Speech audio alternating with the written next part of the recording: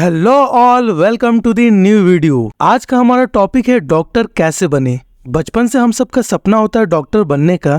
जब भी class teacher class में पूछती हैं कि बड़े होके तुम सबको क्या बनना है, और हम सबका जवाब एक ही होता था, डॉक्टर। लेकिन वो टीचर ये कभी नहीं बताती थी कि डॉक्टर बनना कैसे है। अगर आप भी ये ढूंढ रहे हो कि डॉक्टर बनना कैसे है और इसकी जानकारी आपको नहीं है, तो ये वीडियो आपके लिए है। इस वीडियो में मैं स्टेप बाय स्टेप बताऊंगा कि डॉक्टर कैसे बने और डॉक्टर बनने का क्या तरीका होता है। चलो फिर इस वीडियो को शुरू करते हैं। सबसे पहले हम ये जानते हैं कि डॉक्टर बनने के लिए आपको कौन कौन सा कोर्स करना पड़ेगा। तो डॉक्टर बनने के लिए आप अलग अलग कोर्स कर सकते हो, जिनमें से पहला होता है MBBS यानी bachelor of medicine and bachelor of surgery.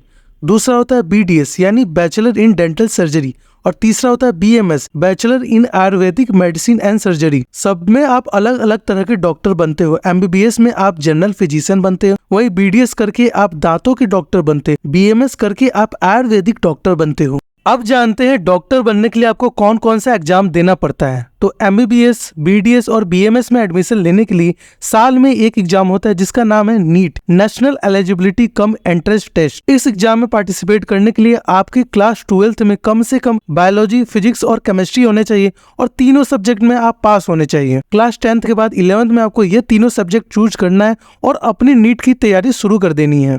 NEET exam 720 number का होता है, जिसमें से 50% क्वेश्चन बायोलॉजी के होते हैं, इसलिए बायोलॉजी में आपको ज़्यादा से ज़्यादा फोकस करना होता है।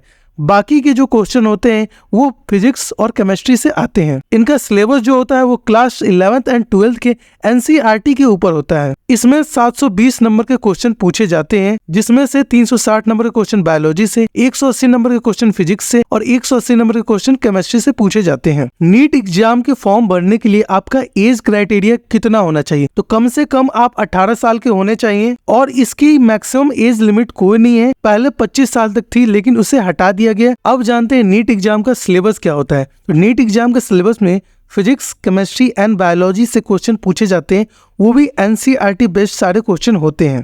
तो जितना भी सिलेबस होता है, जो भी NCERT में दिया गया है, और NMC national medical council of India ने जो भी गाइडलाइंस दिए गए हैं, उसी के अकॉर्डिंग नीट के सिलेबस पूछे जाते हैं, जिसका PDF लिंक मैं डिस्क्रिप्शन में दे दूंगा। वहां से आप नीट के सिलेबस को डाउनलोड कर सकते हो। दूसरा कि हमें कौन से बुक्स यूज करने चाहिए नीट की एग्जाम के प्रिपरेशन के लिए, तो आप NCERT का बुक यूज कर सकते हो और क्वेश्चन प्रैक्टिस करने के लिए आप टारगेट पब्लिकेशन के क्वेश्चन बैंक का यूज कर सकते हो, जिसमें आपको 16 OMR सीट मिल जाते हैं, जिसमें आप जितने भी क्वेश्चन है उसे अच्छे से प्रैक्टिस कर सकते हो। आपको 11 साल के प्रीवियस ईयर क्वेश्चन मिल जाते हैं। फिजिक्स, केमिस्ट्री, बायोलॉजी तीनों सब्जेक्ट के क्वेश्चन अच्छे से यहाँ पे मेंशन है। साथ ही साथ सारे क्वेश्चन के आंसर को डिटेल एनालाइज करके इस बुक में दिया गया है। आप इसे भी परचेज कर सकते हो, मैंने लिंक इसका डिस्क्रिप्शन में डाल दिया है। नीट UG निकालने के बाद आपकी डॉक्टर जर्नी की शुरुआत होती है। उसके बाद आपको 5.5 साल पढ़ाई करनी पड़ती है, फिर आपको नीट PG देना पड़ता है। नीट PG देने के बाद आपको 3 साल फिर से स्टडी करनी पड़ती है।